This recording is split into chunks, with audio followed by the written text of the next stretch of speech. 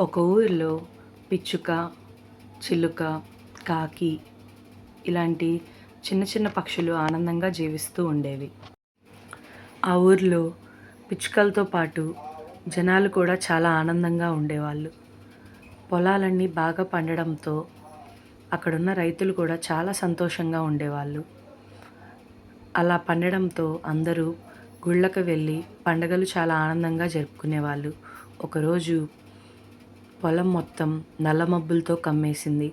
ఈదురుగాలులు వీస్తూ పొలమంతా నాశనం అయిపోతుందేమో అని అక్కడికి వెళ్ళిన రైతులందరూ చాలా బాధపడ్డారు. పిచ్చుక కూడా ఏదో ఒక సహాయం చేయాలని ఆలోచిస్తూ ఉండేది. అటువైపుగా నీరు వెళ్తుంటే నీరు ఆగకుండా ఉండడానికి దారి తయారు చేసింది. రాళ్ళ మధ్యలో నుంచి నీరు ఆగకుండా ప్రవహించడానికి దారి తయారు చేసింది. ఇవన్నీ చూస్తున్న పిచ్చుక, కాకి నవ్వుతూ ఉండేవి. కానీ తెల్లవారిన తర్వాత పొలంకి ఏం అవ్వకపోవడాన్ని చూసి రైతులందరూ చాలా ఆనందించారు. పక్కనే పిచ్చుక నేల మీద పడి ఉండడాన్ని గమనిస్తారు.